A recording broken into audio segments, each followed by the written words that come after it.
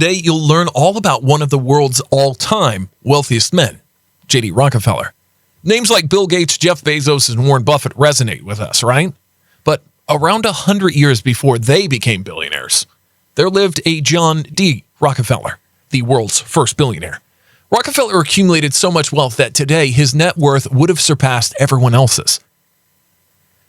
John Davis Rockefeller was an American industrialist and founder of Standard Oil Company, a staunch philanthropist from the late 1800s. His company dominated the country's oil industry and eventually became a business trust. He was idolized by Wall Street for his incredible money-making skills and criticized by his competitors for his ruthlessness as an entrepreneur.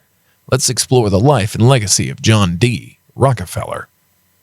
John Davison was born on the 8th of July, 1893 in Richford, New York. Rockefeller was the second of 6 children and the eldest son of snake oil salesman and traveling physician William Avery Rockefeller and Eliza Davidson Rockefeller.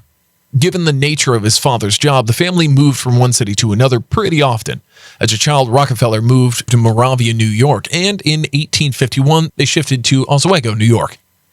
And that was where he attended Oswego Academy. Then they relocated to Strongsville in Cleveland, Ohio in 1853.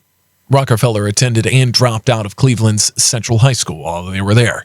The family stayed in Cleveland for 6 years, during which John Rockefeller worked as a bookkeeper. However, Rockefeller had big dreams and didn't want to limit himself to 9-to-5 jobs. He was interested in doing business, for which he joined the business course at Folsom Mercantile College. However, he took just one class and decided to find his first enterprise. It was a commission in business dealing in hay, meat, grains, and other goods. It was the early 1860s when oil production was one of the most commercially viable business options in western Pennsylvania. Taking cues from other businesses, Rockefeller established his first oil refinery in Cleveland in 1863. By 1965, it had become the area's largest refinery. That's how Rockefeller realized the true potential of this business and decided to stick to it. In 1870, he partnered with some associates, including American financier Henry M. Flagler, to incorporate the Standard Oil Company in Ohio. From the beginning, Rockefeller emphasized low-cost company operations, which is why Standard Oil prospered and even started buying out its competitors. By 1872, the company had gained control of almost all of Cleveland's based refineries. Free market capitalism encouraged the establishment of various companies during this time. Rockefeller couldn't allow any competitor to surpass his company. It was a time of utter chaos in the industry as newly formed refineries started undercutting each other over prices, generating a wider fluctuation in marketplace inefficiency. Rockefeller had the perfect strategy to deal with this chaos and keep his business ahead. He went on an acquisition spree to compete with other oil refineries in 1872. Within 3 months, Rockefeller had either bankrupt, bought out, or shut down around 22 of his 26 competitors in Cleveland. Rejecting goodwill pricing, Rockefeller offered a fair market price to refineries, quickly losing ground due to outdated equipment. This dramatically increased Standard Oil's size and helped it gain a monopoly in the market. Due to its stature, Rockefeller was in a position to negotiate a railroad discount, so he promised railroad owners 60 carloads of oil per day, which appealed to them as they wanted to ensure a steady oil volume. With rebates coming from the train, Standard Oil could keep oil transportation costs low. Other refineries found it challenging to compete against Standard Oil. Rockefeller soon acquired terminal facilities and pipelines.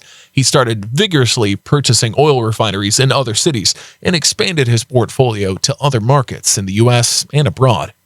By 1881, he was ready to place the stock of Standard of Ohio with his affiliates in other states, controlled by a board comprising 9 trustees. Rockefeller headed the board. This led to the establishment of the United States' first major trust. It was created in 1882 as a network of Standard Oil companies spread across the country.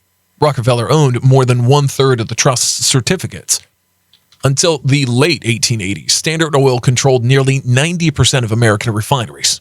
Politicians of that era passed antitrust laws and even prohibited train rebates for breaking Standard Oil's monopoly, but it remained unaffected. In 1895, at 56, he retired from the company's daily operations and kept the figurehead role as the board's president. Rockefeller lived a low-key life. He seldom gave interviews, and his lifestyle lacked opulence. In 1864, John D. Rockefeller married Laura Spelman. They had 4 children: Bessie, Alice, Alta, Edith, and John Jr. Unfortunately, Alice died in infancy. The family spent a comfortable life in their mansion located on Euclid Avenue. They also had a summer home in the Forest Hills. John was a devout Baptist. He avoided investing in extravagant possessions. Instead, he had philanthropic tendencies. During the 1890s, he shifted his focus to donating the wealth he had accumulated thus far. After 1897, John devoted himself to helping the poor and improving the country's education system. He funded the University of Chicago in 1892 and the Johns Hopkins School of Hygiene and Public Health. John created some of the country's most respected philanthropic institutions with his son John Jr. This includes the Rockefeller Institute for Medical Research, later named Rockefeller University, the General Education Board, the Rockefeller Foundation itself, and the Laura Spelman Rockefeller Memorial. He funded research to develop vaccines for yellow fever and meningitis and created the RSC organization to eliminate hookworm disease and infected 40% of citizens in the U.S. South. At the time of his death in 1937, when he was just a few weeks short of turning 98, he donated more than $500 million to philanthropic causes. Lessons to learn.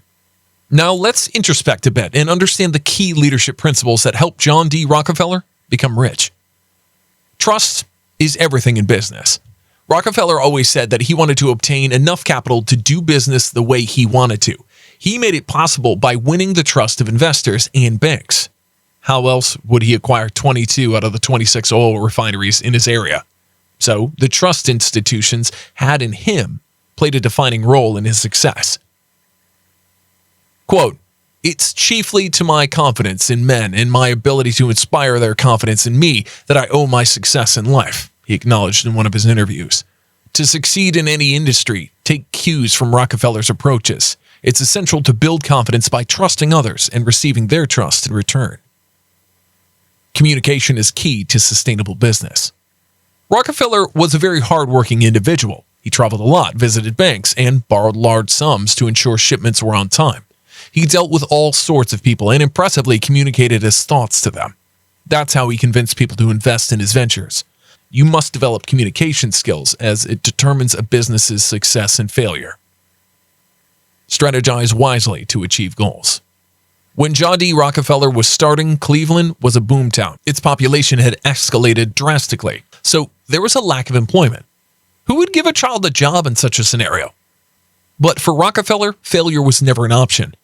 He wanted to find a job right after entering his teens, and he did secure one because of his resilience and strategic prowess. As a teenager, his primary goal was to get a job at a reputable firm.